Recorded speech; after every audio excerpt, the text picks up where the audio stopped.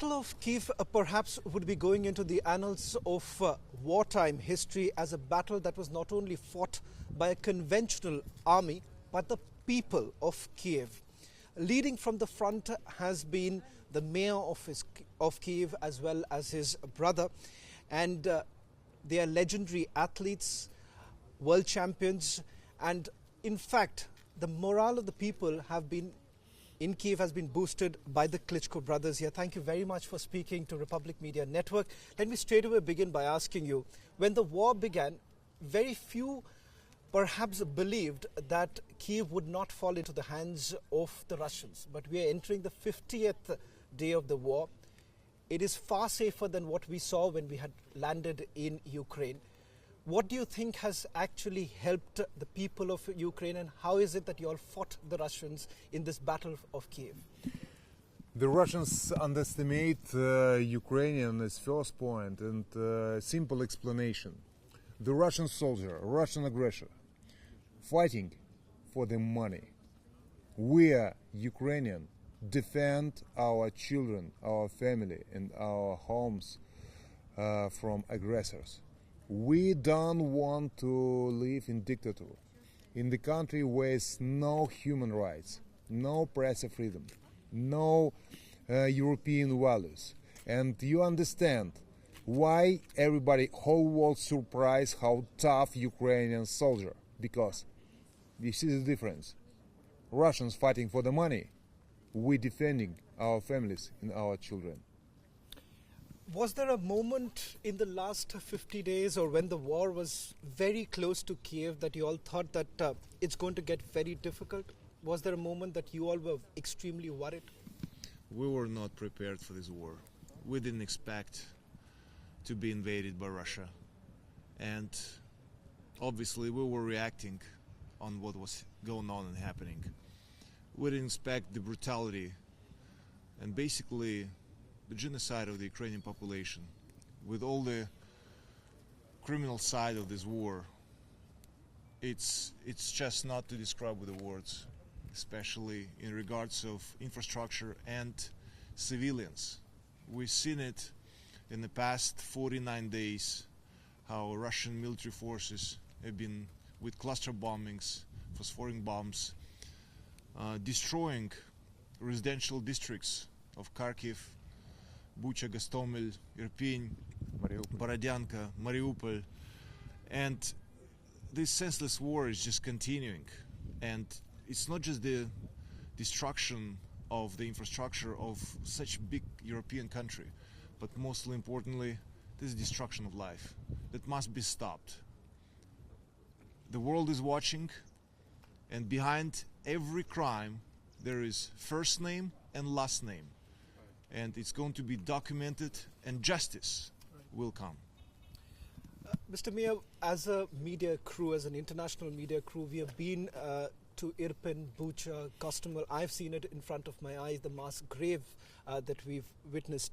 I know that you've also been to those very places. What is it that the world does not know about the war crimes, the alleged war crimes that have been committed? What is it that you would like to tell the world about places like Irpin, Bucha, Borodyanka? What is it that the world does not know? And it is important that today, millions of viewers who are watching Republic Media Network, what is it that you would like to tell them that they do not know about the war crimes in these areas? I have a message to everyone. If some people think the war somewhere far away, doesn't touch him personally, is a mistake. It's the biggest world war after the Second World War. Ukraine is one of the biggest countries in Europe, and the stability in the war bring the stability in the crisis to whole European region and can touch everyone in the world.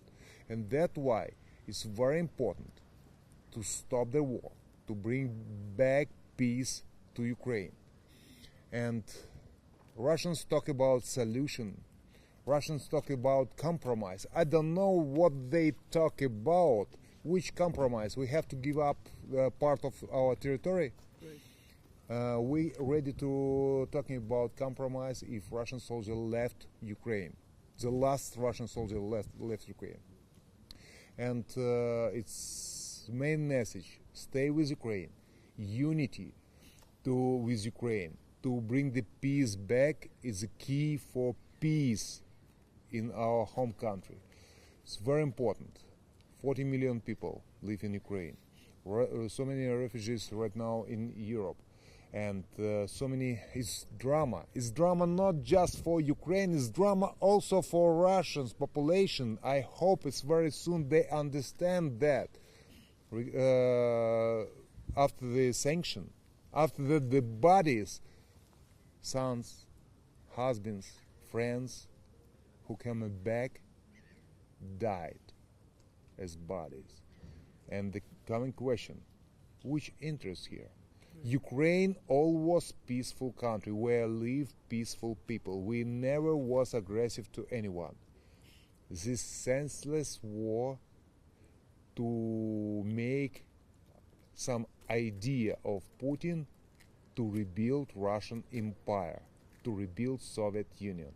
We see our future as part of democratic European community, democratic European family. It's our main goal. It's the reason of the war, because Putin have idea to rebuild Soviet Empire, Russian Empire.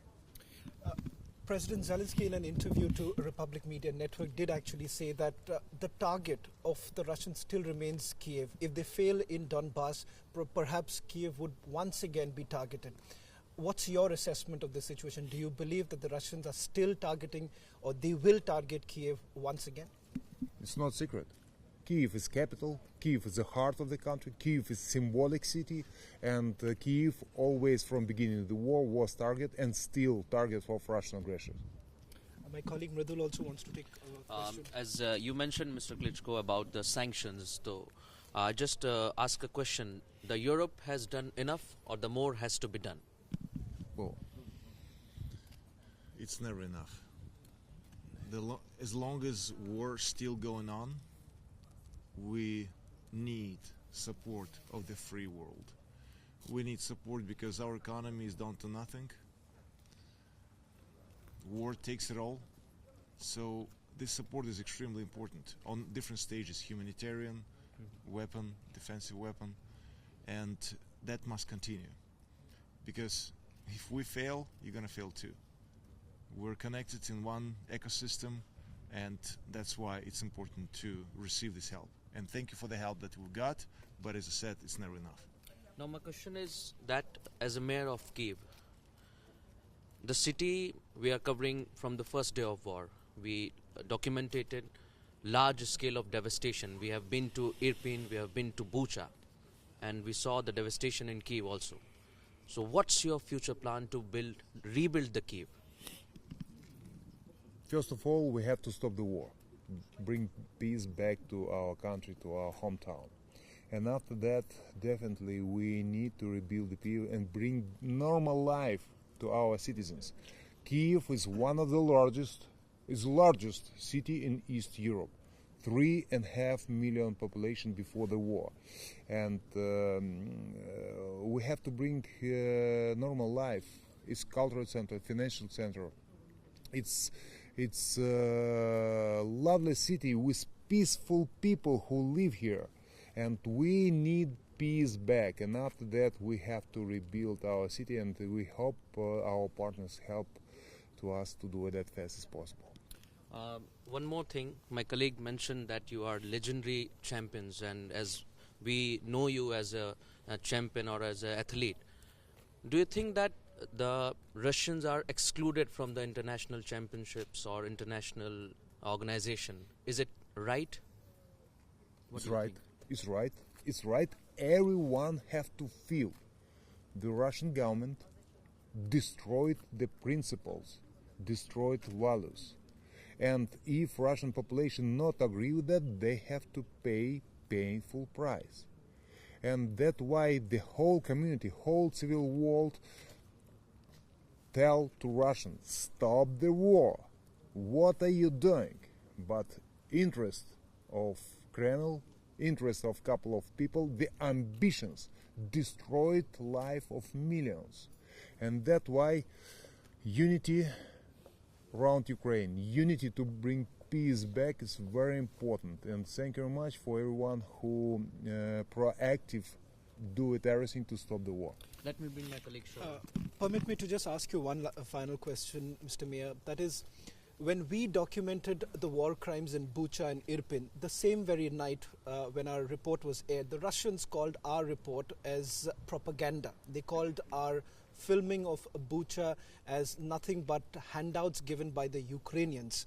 We've seen it in front of our eyes. I have seen dead bodies on the road. I've seen perhaps in many places hostages. There were Ukrainians who were kept as hostages. What is it that you would like to tell, not the Russians, the world, about the genocide, the war crime that has been committed? Because they constantly have been labeling our reports as completely fake.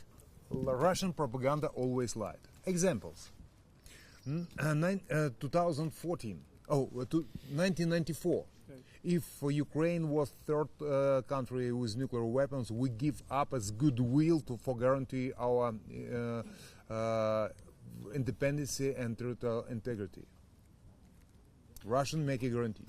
2014, they sent the military to Crimea with uniform without identification and told it's not our soldier there.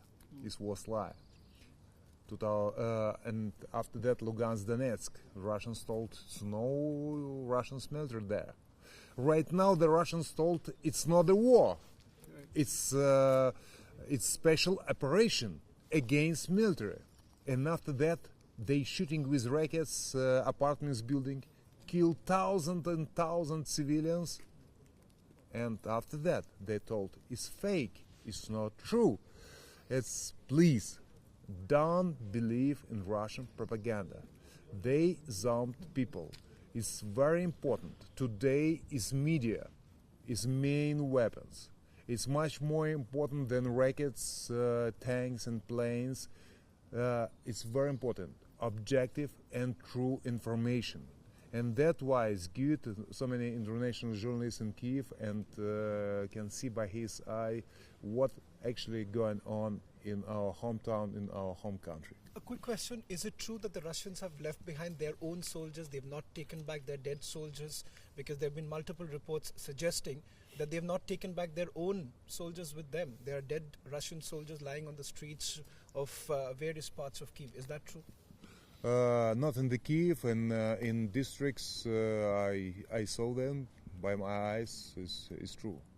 One final question to you, sir, is because back in India, you both are seen as legends, heavyweight champions. I want you to also speak to the people of India. What is it that you would like to tell them? Well, take an active part. Help us to stop this invasion and stop this war. If you're passively observing and doing nothing, you're supporting the Russian aggression. So don't be just silent. Stop this war. This is an example, if it's not going to be stopped, that this war is going to spread out all over the place. Just raise your voice in action, stop the trading with Russia, isolate economically Russia. This way you're going to stop killing of the innocent, killing of the Ukrainians. Because every cent that is gaining into the Russian budget is going to be invested in the weapons that today killing us. And small remarks. All business communication with Russia. If you send the money to the Russia, every cent, every dollar, this money doesn't go to the economy, to the Russian, not to Russian population. The money go to military equipment, and go to the war. The money what you send to Russia is bloody money. And blood of this money is Ukrainian blood. Well, thank you very much for speaking to Republic Media Network. That was the Klitschko brothers speaking to Republic Media Network, outlining their views on this war and the fight that has actually taken place in and around Kyiv. Situation perhaps could be very different than what we've seen in the last several weeks. But the fact of the matter is that the war still continues and the fear still remains looming large in the city of